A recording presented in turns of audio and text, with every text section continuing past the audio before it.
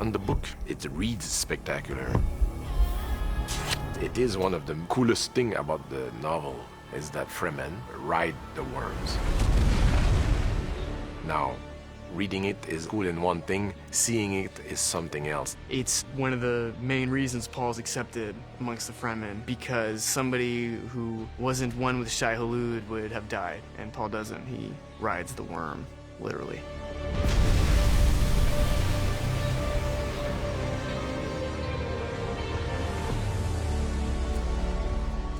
First experience on riding the worm. It's excellent. It's really excellent.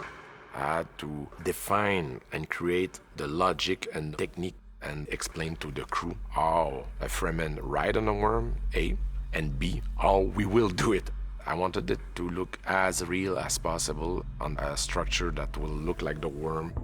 We were trying very hard to kind of go, okay, how big is this thing? Is it the size of a bus? Is it the size of a train? And trying to get that scale and that speed was something that we tried very hard to test. We couldn't spend only a few days getting all the desired shots. We had to spend weeks upon weeks upon weeks finessing every single shot so that it felt like it was being filmed for real. If I had done it by myself, I would still be shooting right now. So we dedicated a unit that was under the supervision of Tania Lapointe, the second unit director.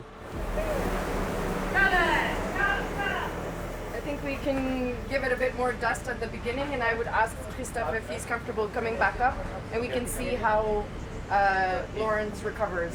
Yeah. He wanted it to be an adrenaline sequence that people would talk about after they've seen the movie. So we knew we'd be doing some research and development to develop the worm movement, the writing technique, technology, how much dust we needed. And so a period of 2 months, we worked on this one scene that lasts a little under 3 minutes. Stand by.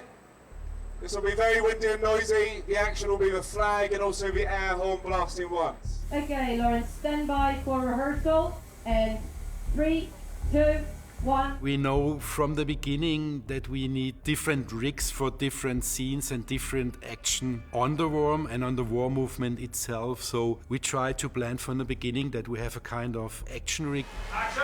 And we need to build something where we can do different actions in fast movement. So we know we had to build a rig which is kind of vertical, you know. So we built a huge 10 meter by 25 meter worm skin, you know, and put it against the wall on an angle for when Paul is jumping off the dune and landing on the worm, which is going down into the sand. We practice it gradually, going up the worm surface higher and higher. So in the beginning we started lower and just get a feel for it, run through the choreography and then just commit to it. 3, 2, 1.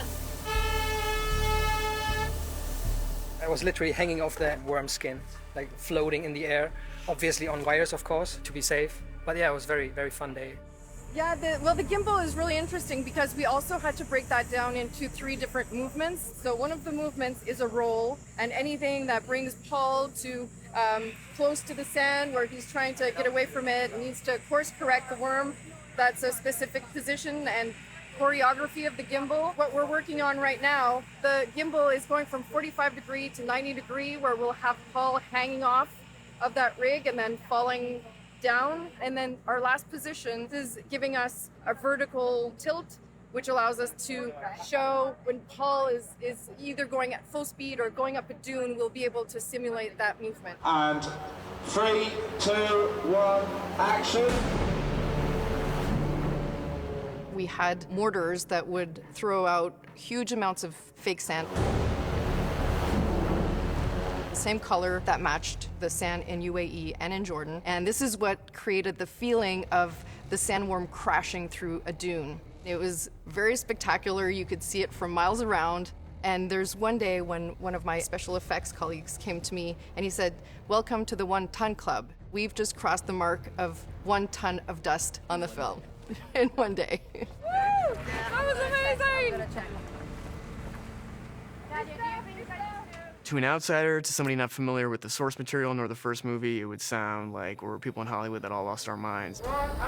All actors who do sandworm writing on the film went to the Denis Villeneuve Sandworm Writing School because no one was in better position to teach sandworm writing than he was, because he grew up with the books And therefore, he would demonstrate how to ride a sandworm holding the maker hooks, which have lines that are used as reins, and the hands had to be just right. We developed some maker hooks that basically you would extend the maker hooks, you could climb onto the worm. Once you've stabilized yourself on the worm, you can shoot the end of the maker hook out that's on a line 20, 30 feet. They hook under one of the flaps of the worm, and as they pull the worm, it's sensitive to that movement, and then those become your reins. Cut. The only thing I ask Denis and F when we finish the first one is like, if there's a second one, I need to write a sandworm. And it happened. They built this platform that was covered in this worm skin. I don't really know how to explain the texture of it, but it was kind of squishy. You'd get on there, like, I was not expecting that personally. There was tons of fans and sand and dusts, and it was very loud. It's like, you know.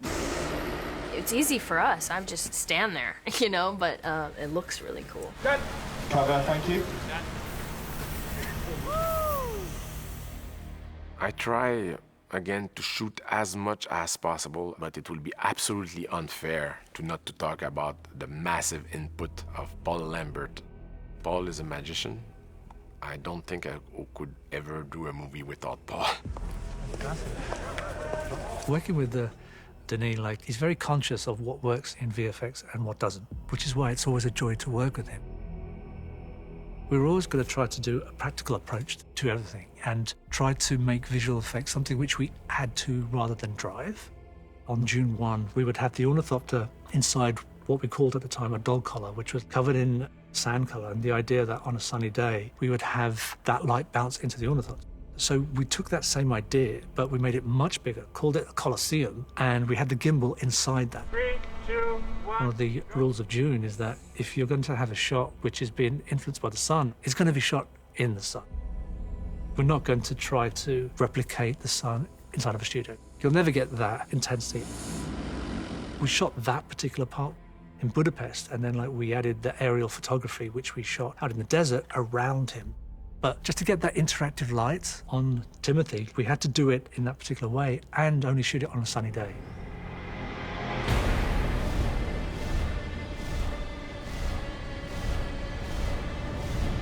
Scope and scale of Arrakis and the world that Denis is building is so large that we need the visual effects to reflect that. And in the case of sandworm writing, the worms are so big that we wouldn't have been able to build it because it's just bigger than the materials available to us. These were hydraulically driven worm surfaces that actors could stand on and pretend to be riding on. We had to seamlessly integrate those with the extended CG worm body. Then marry those foreground elements into background plates, and all of those elements had to come together and look like they were filmed at the same time, on the same day, on the same lighting conditions, to be believable to the audience. If there's a particular shot which comes up and I express that, this could be quite tricky to pull off in post, Denis will change the shot. He understands there's a possibility that something isn't going to look real, and basically it takes you out of the movie. And that's the one thing which he doesn't want. He doesn't want to be immersed in this amazing world, and then suddenly something comes up on the screen and you don't know quite why it doesn't work, but it doesn't. It looks so real. I mean, it's one of those things that feels so ridiculous, but found a way to capture it and make it feel like a real thing. For the very first time, people experienced how to ride a sandworm, so it was a very long process that required a lot of patience, a lot of experiment. It's by far the most complex sequence I ever done. Yeah.